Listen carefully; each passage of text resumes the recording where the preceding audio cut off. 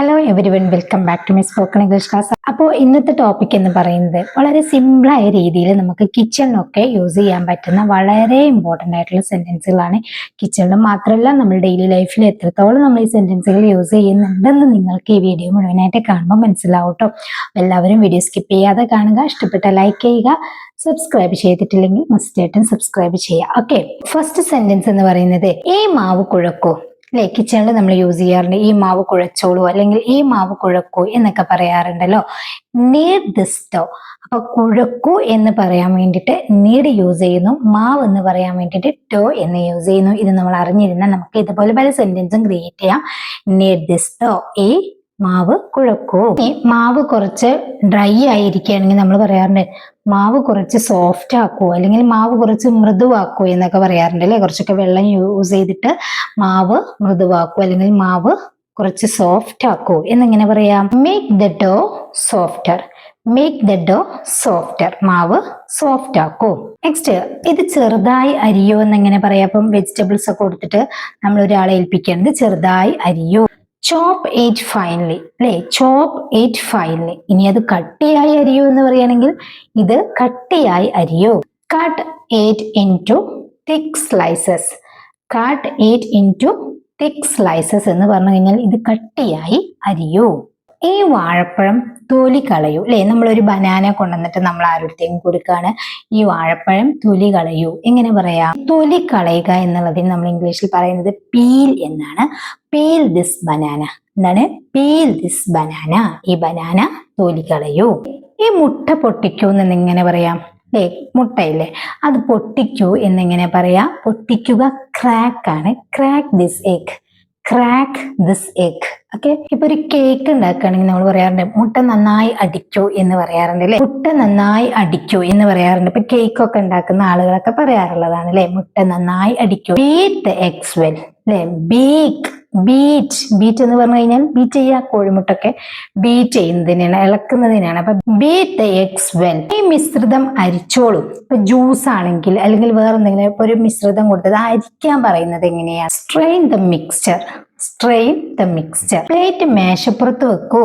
Plate മേശപ്പുറത്ത് വെക്കൂ. Put the plate on the table. Put the plate on the table.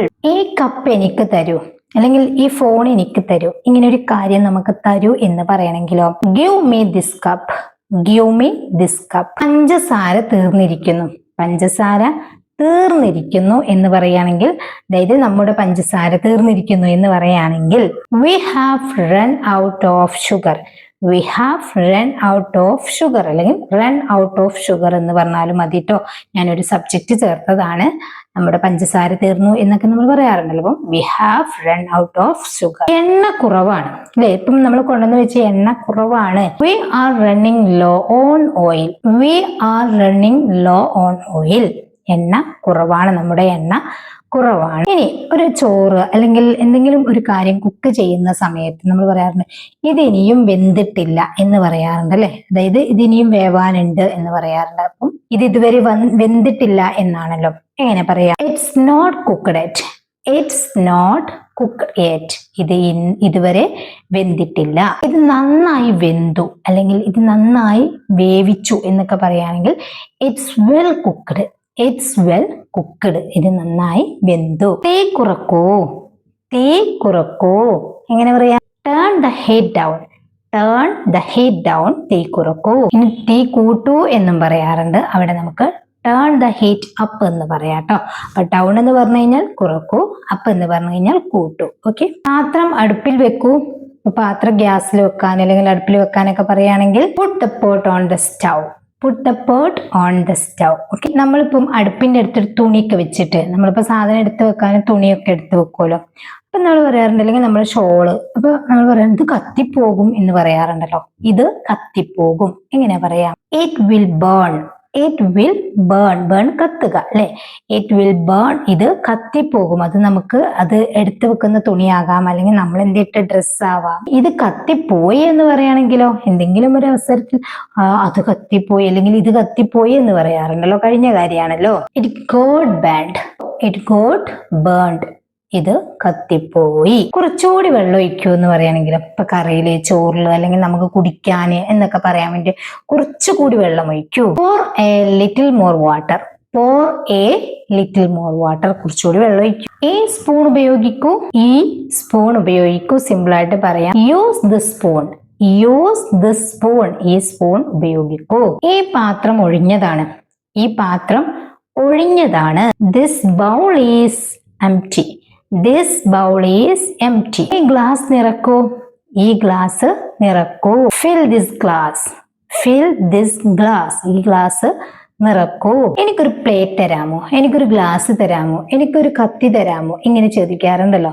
എനിക്കൊരു plate തരാമോ? നമ്മൾ ഒരാളോട് റിക്വസ്റ്റ് ചെയ്യാണ് അല്ലെ. Can you give me a plate?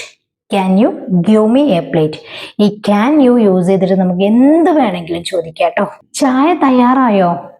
Is the tea ready? Is the rice ready? Is the biryani ready? ഇങ്ങനെ ചോദിക്കാം. ചായ ready ആയോ? Is the tea ready? Okay. ഭക്ഷണം വിളമ്പൂ. Serve the food. Serve the food. ഭക്ഷണം വിളമ്പൂ. എനിക്ക് കുറച്ചുകൂടി ചോറ് വേണം. എനിക്ക് കുറച്ചുകൂടി ചോറ് വേണം എന്നിങ്ങനെ ചോദിക്കുക. I need some more rice. എനിക്ക് കുറച്ചുകൂടി കറി വേണം എന്നാണെങ്കിലും I need some more curry. വെള്ളം വേണമെന്നാണെങ്കിൽ I need some more water. എന്താണോ വേണ്ടത്? എനിക്ക് അത്യാവശ്യമായിട്ട് കുറച്ചുകൂടി എന്ന് പറയാൻ വേണ്ടിയിട്ട് സം മോർ ആണ്. അത്യാവശ്യമായിട്ട് വേണ്ടതാണെങ്കിൽ നീഡാണ് യൂസ് ചെയ്യേണ്ടത്. I need some more rice. എനിക്ക് കുറച്ചുകൂടി ചോറ് വേണം. ഓക്കെ. ഞാൻ പാത്രങ്ങൾ കഴുകാം. I will wash the dishes. I will wash the dishes. ഞാൻ പാത്രങ്ങൾ കഴുകാം. ഇത് അധികം വേവിക്കരുത്. എന്തെങ്കിലും ഒരു സാധനം അധികം കുക്കാവാൻ പാടില്ലാത്ത സാധനങ്ങളുണ്ടല്ലോ, ഇത് അധികം വേവിക്കരുത് എന്ന് പറയാൻ വേണ്ടിയിട്ട് don't overcook it. Don't overcook it. ഇത് അധികം ഉപ്പായി. ഇത് അധികം ഉപ്പായി. It's too salty. ഇതധികം ഉപ്പായി. ഇതിന് ഉപ്പ് കുറവാണെന്ന് പറയാറുണ്ടല്ലോ. ഇതിന് ഉപ്പ് കുറവാണ്. It needs more salt. It needs more salt. ഇത് വളരെ എരിവാണെന്ന് പറയാറുണ്ട് അല്ലെ. ഒരു വസ്തു ഇപ്പൊ കറി ആയാലും എന്തെങ്കിലുമൊക്കെ നമ്മൾ വളരെ എരിവാണ് അല്ലെങ്കിൽ ഒരു നല്ല എരിവാണെന്ന് പറയാറുണ്ടല്ലോ. It's too spicy. എരിവിന് സ്പൈസി എന്നാണ് പറയാറ്. It's too spicy. ഇത് വളരെ എരിവാണ്. ഈ പാക്കറ്റ് തുറക്കാൻ പറ്റുന്നില്ല അല്ലെങ്കിൽ ഈ പാക്കറ്റ് തുറക്കാൻ കഴിയുന്നില്ല എന്ന് പറയാറുണ്ട്. അപ്പൊ നമ്മൾ കഴിയുന്നില്ല, പറ്റുന്നില്ല എന്നൊക്കെ പറയാൻ വേണ്ടി കാൺട്ട് എന്നാണ് യൂസ് ചെയ്യേണ്ടത്. I can't open the packet. I can't open the packet. ഈ പാക്കറ്റ് തുറക്കാൻ പറ്റുന്നില്ല അല്ലെങ്കിൽ പൊട്ടിക്കാൻ കഴിയുന്നില്ല എന്നൊക്കെ പറയാറുണ്ട് അല്ലെ. പൊട്ടിക്കാൻ പറഞ്ഞാൽ തുറക്കുക, അതിന് കഴിയുന്നില്ല. ഇത് ചെറിയ കഷ്ണങ്ങളാക്കൂ. ഇപ്പൊ കേക്ക് അല്ലെങ്കിൽ എന്തെങ്കിലും ഒരു വെജിറ്റബിൾസ് ഇത് ചെറിയ കഷ്ണങ്ങളാക്കൂ. Cut it into small pieces. Cut it into small pieces. അപ്പൊ ഇത്രയും സെന്റൻസ് ക്ലിയർ ആയല്ലോ. നിങ്ങൾക്കൊരു സെന്റൻസ് തരാം. ഇത് മൂടി വെക്കേണ്ട ആവശ്യമില്ല. ഇത് മൂടി വെക്കേണ്ട ആവശ്യമില്ല എന്നെങ്ങനെ പറയും? ഒന്ന് താഴെ കമന്റ് ചെയ്യാനായിട്ട് ശ്രമിക്കുക.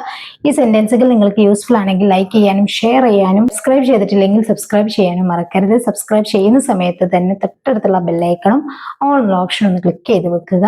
നിങ്ങൾക്കത് ഉപകാരപ്പെടും. ഓക്കെ. അപ്പോൾ ഈ വീഡിയോയുടെ അഭിപ്രായം മസ്റ്റായിട്ടും കമന്റ് ആയിട്ട് അറിയിക്കുക. തൊട്ട് മുമ്പത്തെ എല്ലാ വീഡിയോസും കണ്ട് സപ്പോർട്ട് ചെയ്യാട്ടോ. ഓക്കെ. നെക്സ്റ്റ് വീഡിയോയിൽ കാണാം. Thank you so much.